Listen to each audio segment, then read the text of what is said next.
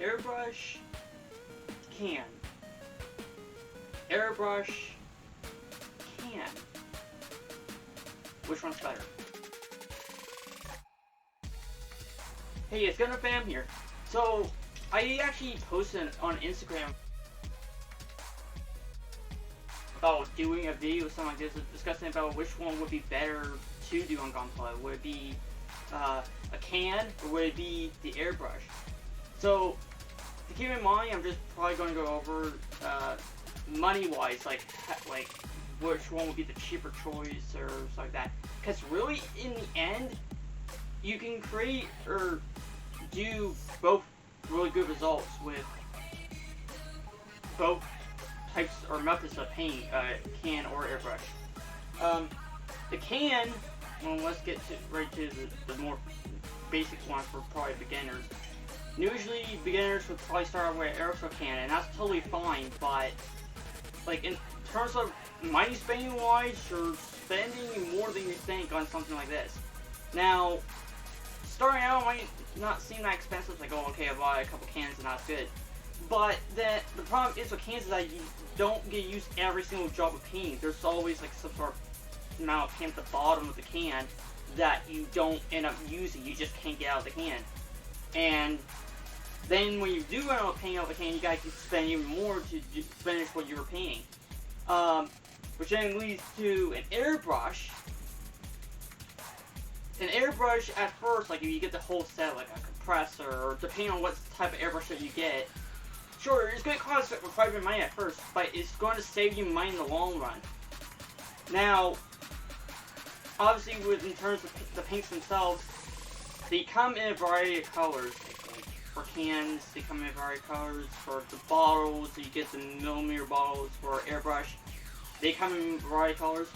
But what I find your best choice is, in my opinion, would be airbrush. Now, this is why. Because with airbrush, you're using bottled paints. Like, you're thinning them down, it's like that.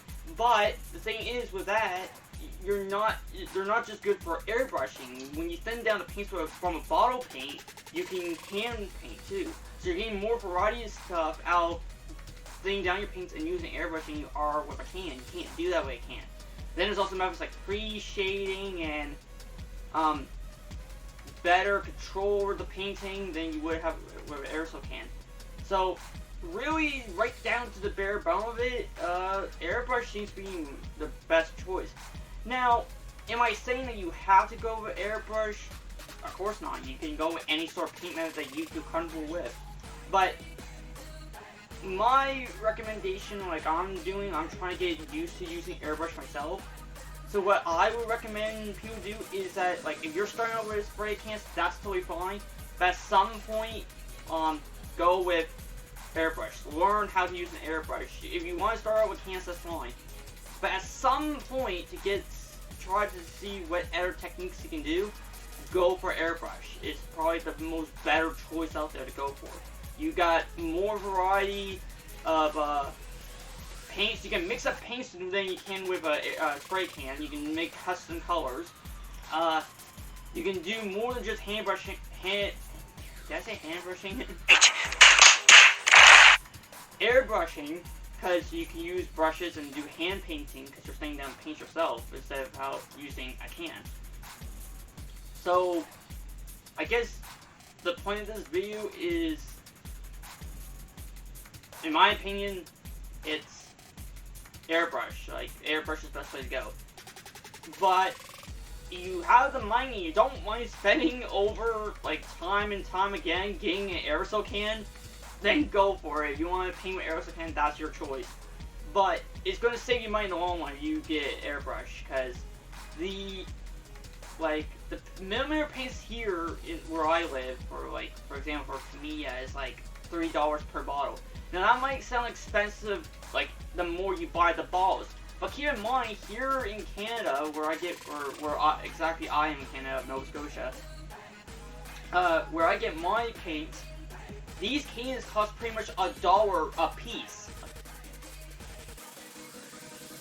$1 or $12 each. And the Tamiya minis that I get for the air, or what I've been getting to try to do airbrushing with, it's only like $3. So if you add it up, like sure, in the long, first off, you're going to spend a lot of money getting a proper airbrush and a compressor, stuff like that. But in the long run, after you get your airbrush and after you learn how to use it properly, stuff like that, and you keep it like in good condition, it's going to last you a long time, and it's going to last you a lot of money in the future than compared to aerosol cans, because you're just going to spend more and more money, and you're not even going to be able to use every single drop of paint in the can. So, yeah, definitely, in my opinion, airbrush is the way to go, airbrush. But yeah, if you have your own way of painting methods, or stuff like that, that's totally fine. And for beginners out there, or for pros that are watching this, or also if beginners are watching this too, leave in the comments too, that like, what technique of paint do you use? Do you use airbrush, or do you use aerosol can? And if you do use either one, then maybe give some helpful tips to editors in the community that might be wondering, like, oh, what techniques can I do with aerosol can, and then what techniques or styles of paint I can do with airbrush and stuff like that, because it's just helpful to all the others. So that's it for this video. Like, share, subscribe, become a Patreon. I got a Patreon page. Become a patron and win kits. See future builds I'm working on, like sneak peeks at them before anyone else does. And I'll see you in the next video.